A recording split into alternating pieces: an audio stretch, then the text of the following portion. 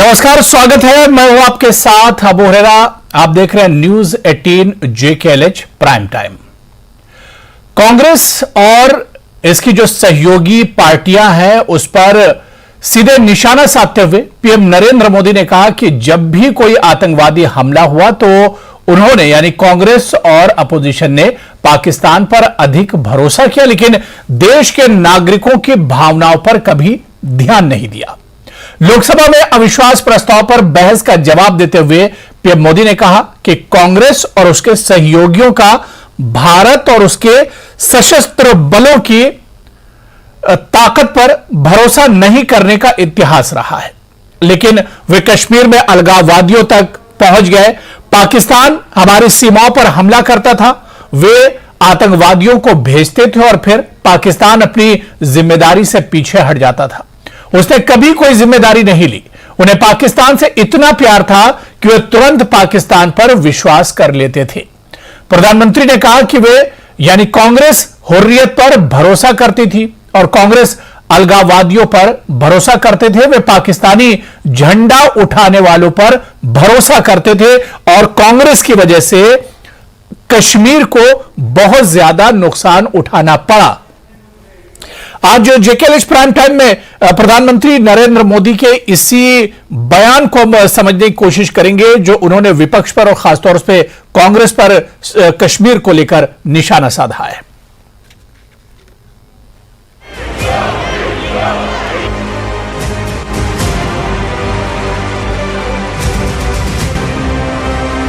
कांग्रेस कांग्रेस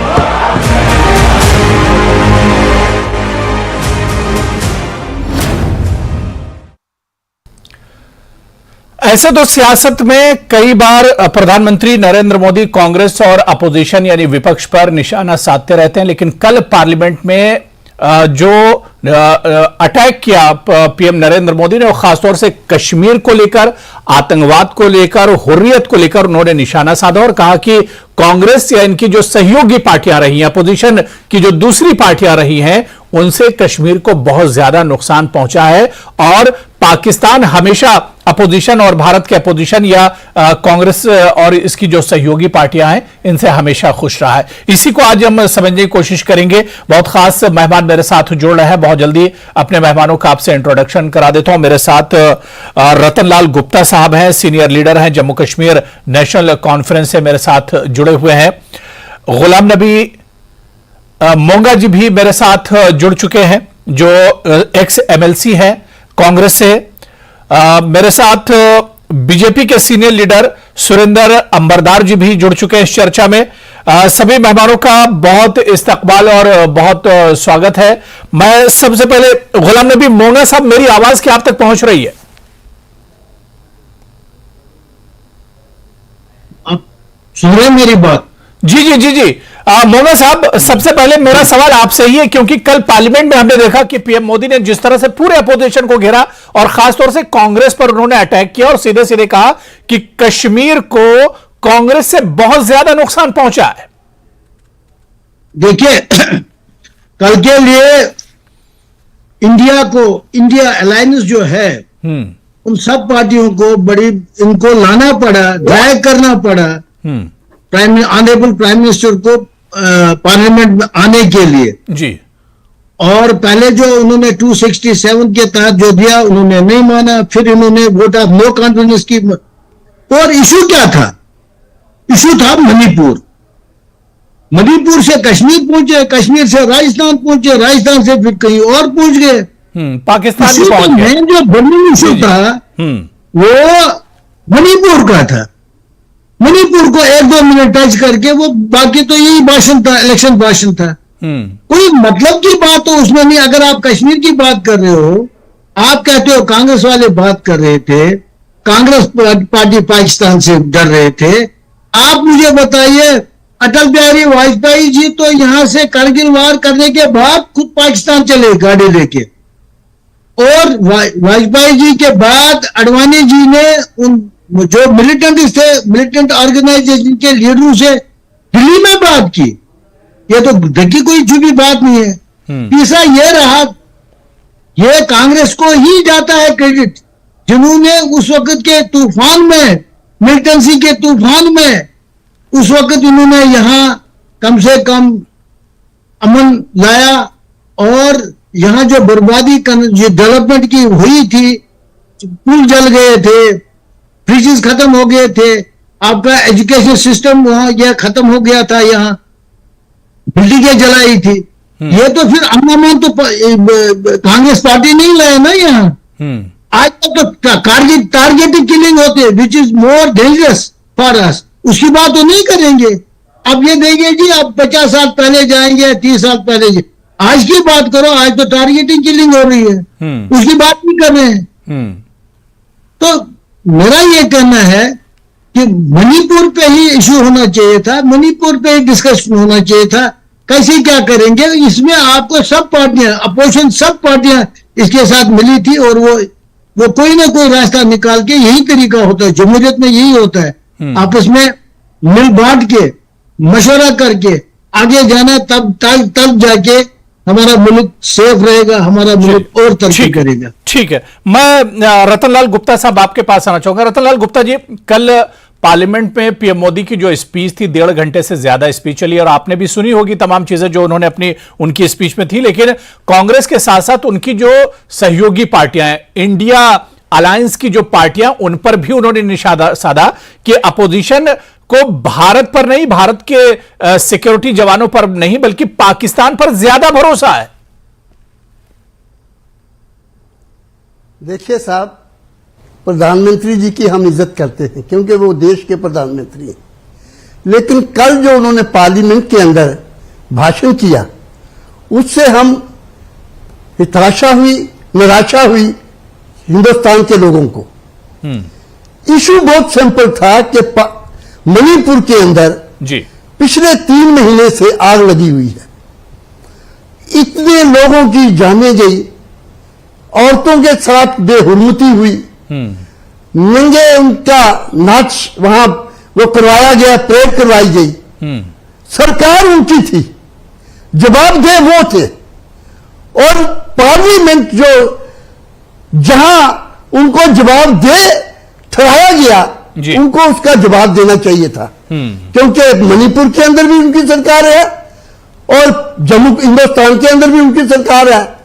क्या अपोजिशन को यह हक नहीं है कि मुल्क के एक हिस्से में आग लगी हुई है और उनसे ये जवाबदेही हम नहीं मांगे, तो मैं समझता हूं कि ये नादुरुस्त होगा। हमने तो सिंपल उनसे कहा, बेसिकली बात यह है कि जब से अपोजिशन इंडिया बना है, तब से ये घबराए हुए हैं, इंडिया के नाम से ही घबराए हुए हैं, और इनको जो जवाबदेही देनी चाहिए थी मणिपुर के बारे में, तो ये पहुंच गए कश्मीर, ये पहुंच गए राजस्थान, ये पहुंच गए असम, ये पहुंच गए बंगाल। तो हम तो समझते हैं कि ये मुनासिब नहीं है। जहां तक कश्मीर का ताल्लुक है और हुर्रियत के साथ जैसे ये मिला रहे हैं, 5,000 से ज्यादा हमारे नेशनल कॉन्फ्रेंस के मंत्री, स्पीकर, हमारे presidents, district presidents, block presidents गोलियों का और बम्बों का निशाना हुए हैं। आज हमें ये हुर्रियत के साथ मिला रहे हैं। मैं समझता हूं कि शायद जम्मू कश्मीर के एलजी एडमिनिस्ट्रेशन ने इनको सही ब्रीफिंग नहीं दी है। चलिए, इसलिए हमारा यही कहना है कि साहब आपको ब्रीफिंग गलत दी गई है। जी और बीजेपी से रतनलाल गुप्ता जी, हम बीजेपी से जवाब लेंगे। मेरे साथ एक और बहुत खास मेहमान डॉक्टर एसपी वैद साहब भी जुड़ चुके हैं, जो कि फॉर्मर डीजीपी जम्मू कश्मीर के और अक्सर हमारे साथ चर्चा में जुड़ते भी हैं। डॉक्टर एसपी वैद साहब, सर आपका बहुत स्वागत, इस्तकबाल है जेकेएलएच प्राइम टाइम में। मैं एसपी वैद साहब आपके पास आऊंगा, लेकिन उससे पहले सुरेंद्र अंबरदार जी, जो बात यहां पर रतनलाल गुप्ता जी ने और गुलाम नबी मोंगा साहब ने कही कि पार्लियामेंट में अविश्वास प्रस्ताव जो था वो मणिपुर चर्चा को लेकर था, मणिपुर के जो हालात हैं उसे लेकर था, लेकिन पीएम मोदी मणिपुर पर जवाब देने के बजाय राजस्थान पहुंच गए और पाकिस्तान और कश्मीर पहुंच गए। वो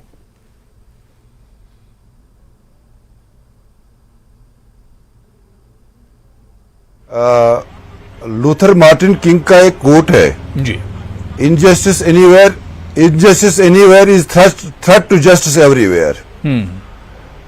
गुप्ता साहब से पूछ लीजिए, क्या 1984 में कांग्रेस ने नेशनल कॉन्फ्रेंस की सरकार को टॉपल नहीं किया? क्या उन्होंने फारूक अब्दुल्ला को टॉपल करके शाह साहब की सरकार बनाई थी? क्या 87 के इलेक्शंस में जो नेशनल कॉन्फ्रेंस और कांग्रेस की मिलीजुली भूमिका थी वो क्या थी?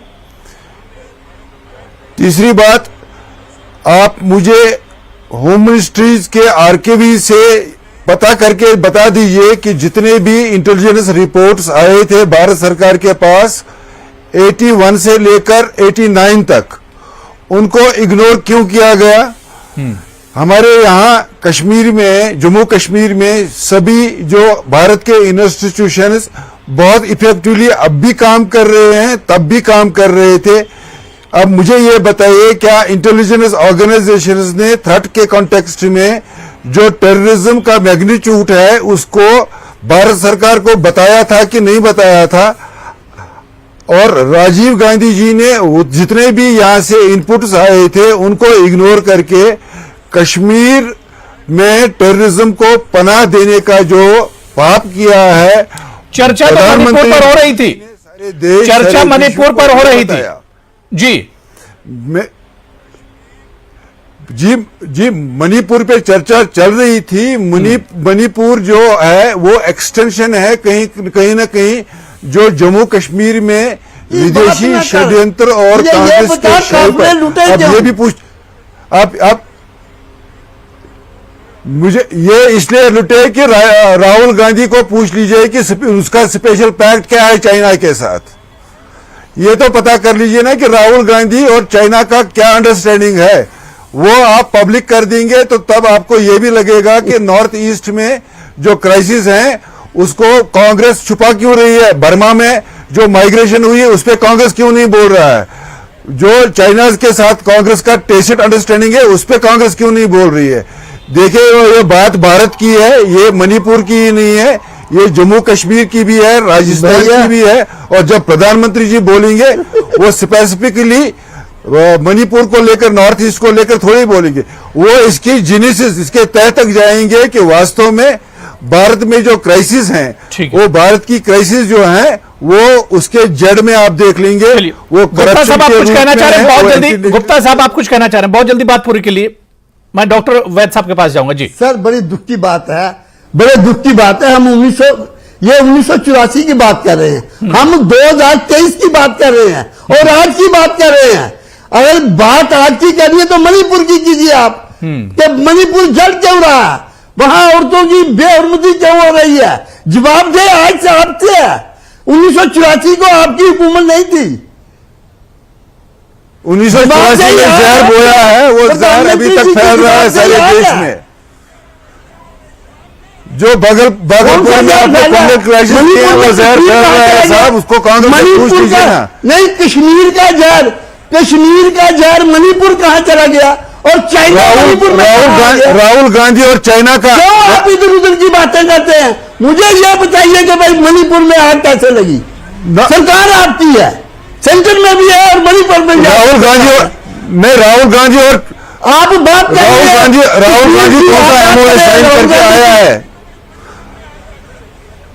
किसका साइन हुआ। अब तकलीफ हो रही है रात 12 बजे तक यहाँ लोग चल रहे हैं, लाखों करोड़ भाई साहब, मुल्क करोड़ों यात्री यहाँ 140 करोड़ आज लोग आपसे पूछ रहे हैं, 140 करोड़ लोग आपसे पूछ रहे हैं कि मणिपुर में आग कैसे लगी, किसने लगाई, क्यों लगी। सरकार आपकी है, प्रधानमंत्री आपके हैं, सेंटर में आपकी सरकार है, वहां सरकार आपकी है, आपकी है। आप मुझे ले रहे हैं 1984 में, कांग्रेस 1982 में,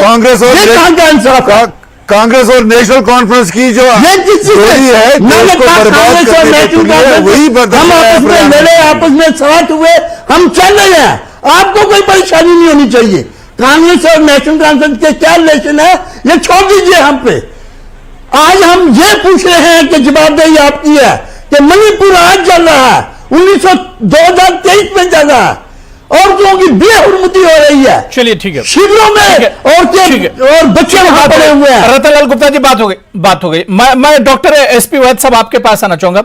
एसपी वैद जी, ये तो देखिए सियासत से जुड़ी हुई बात है, और कल पीएम मोदी ने कांग्रेस या अपोजिशन पर जो उस वक्त के हालात को लेकर, 80s के हालात को लेकर, या कश्मीर में किस तरह से हालात 80s में बदले, उसका जिक्र किया, और हुर्रियत का और अलगाववाद का जिक्र किया। लेकिन मैं एक चीज आपसे समझना चाह रहा हूं, बिल्कुल सियासत से हटकर, और आपका भी सियासत से कोई लेना देना नहीं है सर, कि क्या वाकई में पुरानी जो सरकारें थी, कहीं ना कहीं उनसे कुछ कमी रह गई, कुछ गलतियां हो गई, जो कॉन्क्रीट स्टेप्स उठाने थे उन्हें पाकिस्तान को लेकर, अलगाववाद को लेकर, उस तरह के कदम नहीं उठाए गए, कुछ गलतियां हुई पास्ट में? जी नमस्कार। ऐसा है कि सबसे पहले तो मैं सुन रहा था रतनलाल गुप्ता जी को भी, मिस्टर मोंगा को मैंने नहीं सुना। दोनों मेरे बड़े आदरणीय हैं और इनके साथ मैंने काम किया है। ऐसा है कि कोई भी समझदार आदमी नेशनल कॉन्फ्रेंस को हुर्रियत के साथ कंपेयर नहीं कर सकता। नेशनल कॉन्फ्रेंस की बहुत सारे लोग मारे गए शुरू में 90s में, कांग्रेस के भी बहुत लोग मारे गए, इसमें कोई शक नहीं है। ऐसा हुर्रियत का नहीं कहा जा सकता। हुर्रियत के भी 1-2-4 लीडर मारे गए, लेकिन हुर्रियत का जो रोल रहा वो नेशनल कॉन्फ्रेंस का नहीं रहा। पहले मैं ये बात क्लियर करना चाहता हूं। दूसरा, गवर्नमेंट्स टाइम टू टाइम जो गवर्नमेंट्स होती हैं वो परफेक्ट तो कोई भी नहीं होता, कहीं ना कहीं गलतियां होती हैं, और उन गलतियों का एक्यूमुलेटिव इफेक्ट होता है जो आज हम उसका असर देखते हैं। वो जम्मू कश्मीर में भी हुआ, वो नॉर्थ ईस्ट में भी हुआ, और उसमें चाहे वो 84 की बात उन्होंने प्रधानमंत्री ने कही, नॉर्थ ईस्ट की बात कही, कैसे चाइना का फैक्टर है वहां, इसका जो पड़ोस साथ में नॉर्थ ईस्ट में म्यांमार लगता है, उसका हाथ कैसा रोल है, और जम्मू कश्मीर में किस तरह से पाकिस्तान के साथ डील किया गया, सेपरेटिस्ट के साथ डील किया गया। इवन जो यासीन मलिक जैसे टेररिस्ट थे जिन्होंने क्राइम किया, सिविलियन किलिंग की, पंडितों को मारा, उनके साथ कैसे डील किया गया, और उस पर उन्होंने काफी विस्तार में बोला। और होम मिनिस्टर साहब का कहना था कि हम हुर्रियत से बात क्यों करेंगे, हम पाकिस्तान से बात क्यों करेंगे, हम अपने लोग, लड़कों से, जवान बच्चों से बात करेंगे जो कश्मीर में जो गन उठाते हैं। ये यहाँ मैं उनका स्पीच सुन रहा था। तो गलतियां पास्ट में होती हैं, उस वक्त की जो उनकी हालात की अंडरस्टैंडिंग होती है उस पे उसको पॉइंट आउट मैं समझता हूं। होम मिनिस्टर साहब ने और प्रधानमंत्री मिस्टर मोदी ने कल बहुत तफसील से वो बातें की, और हमें उसका गौर लेना चाहिए। थोड़ा मुझे कल डिसअपॉइंटमेंट हुई, जो 6 महीने के बाद राहुल गांधी जी आए थे, वो एक बहुत प्रोमिनेंट अपोजिशन लीडर हैं, और उनसे काफी तवक्को थी लोगों को कि इस बार वो गवर्नमेंट को आड़े हाथ लेंगे और गवर्नमेंट की कमजोरियों को उजागर करेंगे। लेकिन वो मैं समझता हूं पूरी तैयारी करके नहीं आए थे। जिस तरह से उनको गवर्नमेंट को महंगाई के मुद्दे पर, मणिपुर के मुद्दे पर, इस तरह की जो और गवर्नमेंट से गफलतें हुई हैं, गलतियां हुई, उसको उनको घेरने का एक नो कॉन्फिडेंस मोशन उन्होंने ही मूव किया था। एक बहुत अच्छा मौका था, लेकिन उसमें जिस तरह से उनको करना चाहिए था वो देश को वो देखने में नहीं मिला। इसलिए थोड़ी डिसअपॉइंटमेंट मैं समझता हूं हम सारे देशवासियों को उस पर हुई, क्योंकि एक स्ट्रांग अपोजिशन देश के लिए बहुत जरूरी है। लेकिन जिस तरह का होमवर्क करके प्रधानमंत्री और होम मिनिस्टर आए थे, उस तरह का होमवर्क राहुल गांधी जी मैं नहीं देखा। बिल्कुल। मैं गुलाम नबी मोंगा साहब आपके पास आना चाहूंगा, क्योंकि प्रधानमंत्री की कल की स्पीच में उन्होंने हुर्रियत का भी जिक्र किया, अलगाववाद का जिक्र किया, और उन्होंने कहा कि उस वक्त की जो कांग्रेस की सरकार या नेशनल कॉन्फ्रेंस या दूसरी जो सरकारें थी, उन्होंने उनकी तरफ से एक छूट मिली, वरना हुर्रियत के कदम इतने आगे नहीं बढ़े होते, और उसकी वजह से एक मजबूती पाकिस्तान को मिली। मोंगा साहब देखिए, जिस वक्त यहां मिलिटेंसी का दौर का आगाज हुआ जी, जैसे भी वेद जी ने भी कहा, तो उस वक्त यहां का प्राइम मिनिस्टर कौन था हमारे हिंदुस्तान का? वीपी सिंह साहब थे। जी। उसके बाद चंद्रशेखर जी आ गए, उसके बाद गुजराल साहब आ गए, उसके बाद शायद ये कर्नाटका के आए थे ये देवेगौड़ा जी। हाँ, तो मुझे बताइए, उनकी बात तो आप करते नहीं हो। अगर आपने बैक में जाना है, प्रधानमंत्री को जैसे वेद जी ने कहा कि राहुल जी मैं यही मान के चलूंगा, लेकिन प्रधानमंत्री ने मणिपुर के मुताबिक क्या कहा, क्या बात की थी, क्या तैयारी करके आए थे वो, और मजबूरन अपोजिशन को no confidence vote of no confidence के लिए जाना पड़ा, ताकि प्राइम मिनिस्टर, तब तक तो प्राइम मिनिस्टर आते नहीं थे, तब तक तो वो एब्सेंट थे। तो अब उन्होंने क्या कमाल किया, यहाँ सिर्फ यही दोष लगाया कांग्रेस ने ये किया उसने वो किया। यार तुम लोगों ने क्या किया? 2-2.5 महीने से 3 महीने से मणिपुर जड़ रहा है, तो आपने क्या किया? आप तो गए नहीं वहां। अगर आप ये अपोजिशन वाले आपके लिए ये नहीं वोट ऑफ नो कॉन्फिडेंस नहीं लाए, तो आप कभी पार्लियामेंट आते ही नहीं। ये मुल्क की बात है, ये हम एक दूसरे को ये नहीं करना चाहते। ये हमारे मुल्क की बात है, हमारे मुल्क की सालमत कैसे रहेगी, ये एक दूसरे पे दोष देना छोड़ना चाहिए, क्योंकि इलेक्शन आने वाले हैं, इनको पता है। अब कश्मीर की जब बात की तो आपने क्यों नहीं पूछा उनसे? सुरेंद्र अंबरदार जी, बार बार अपोजिशन और कांग्रेस की तरफ से यही कहा जा रहा है कि मामला मणिपुर का था, यह देश के हालात का था, लेकिन आप उसे पाकिस्तान ले गए, आप कश्मीर ले गए, अलगाववाद और हुर्रियत से आपने मणिपुर के मामले को जोड़ दिया। ये इलेक्शन क्यों नहीं करा रहे हैं? क्यों नहीं करा रहे हैं? यहां से कहते हैं यहाँ हालात ठीक है, अगर हालात ठीक है तो इलेक्शन कर लो, आपको पता चलेगा लोग आपके साथ हैं कि नहीं।